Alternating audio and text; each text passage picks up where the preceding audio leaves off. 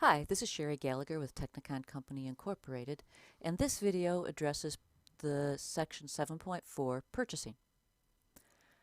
So Section 7.4 of ISO 13485-2016 Purchasing has three subsections: the purchasing process, purchasing information, and verification of purchased product. Let's start with the purchasing process. This is where suppliers are identified and managed. As with most other sections of ISO 13485, a documented procedure is required for the supplier management process. The procedure must define how suppliers are evaluated and selected and be proportional to the risk. If your process is simply a requirement that the supplier is ISO certified, please make sure that their certifying body is accredited. Otherwise, the certificate is not worth the paper it's written on. Other methods are a self-survey and/or audit of the process or evaluation of multiple lots of product.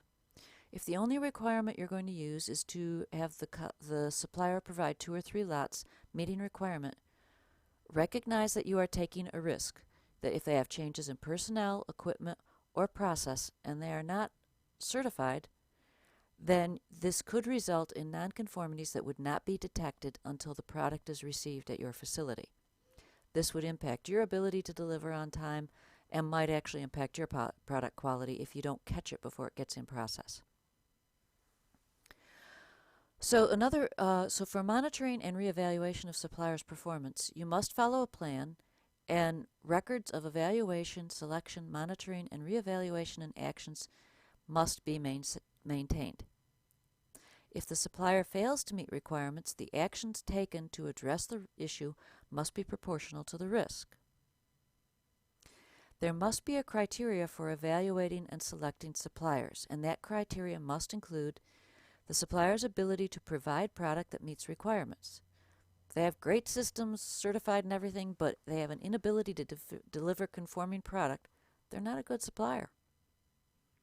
Performance. Typically, suppliers are rated on quality, delivery, price, and/or service, or responsiveness.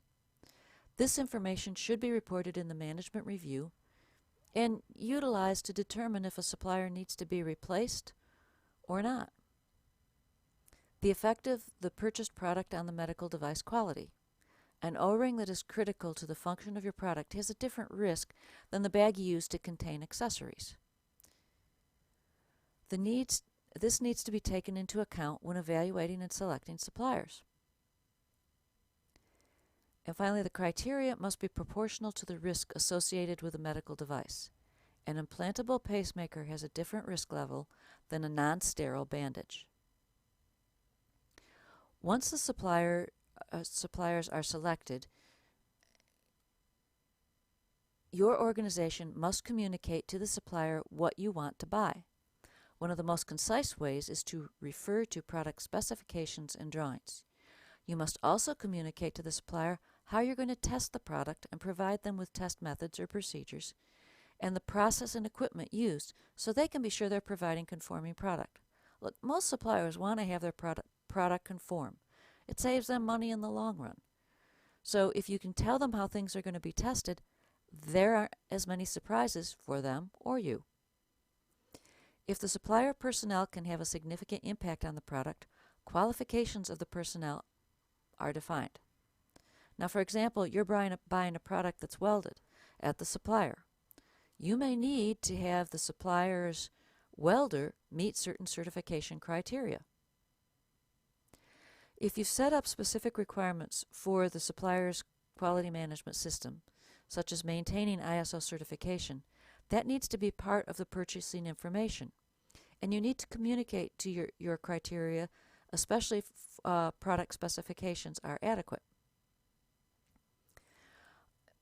Also, if one of your criteria for the QMS is that they are ISO certified, make sure your system checks and see when their certificates expire. A key issue we are seeing is having a written supplier agreement that requires the supplier to notify your organization and obtain approval prior to making changes to the product that might affect the ability of the product to meet requirements. The supplier can adjust the process to ensure they're making good parts, but if they change material suppliers or equipment, they must notify you the customer, so you can determine if the change will affect the medical device. Finally, your organization is responsible for providing traceability to in your product to the supplier's lot of material. In some cases, your organization may have to assign lot numbers to supplier material if you have not required lot numbers from the supplier. Once you've selected the suppliers and communicated the purchasing information, you will hopefully receive product. You must establish and implement inspection, testing, or other activities to ensure the product meets specifications. This should not be difficult or a surprise, since you've had to communicate this information to the supplier when you sent them the purchasing information. The level of verification should be based on your supplier evaluation and proportional to the risk to your product. When the supplier informs you they're making a change as per their written supplier quality agreement, it is your organization's responsibility to determine the effect, if any, on your product and process. So if your supplier is switching to a different steel mill, you would want sample product for chemical composition testing and to make sure new product reacts the same in your dies as the old product. I seldom see verification of the supplier at the supplier premise. If your organization determines you will be performing the verification there, you must notify the supplier and clearly define how you intend to perform the verification and the method you will use to release the product in the purchasing information. The supplier may have safety concerns or not want an increased bioburden in a clean room from your staff. This must be worked out before you show up on their doorstep. And finally, you must keep records of all verifications. Please review the records. I have seen material received with a certificate of analysis that was out of specification. The incoming inspector only verified there was a certificate of analysis, not that the criteria was met.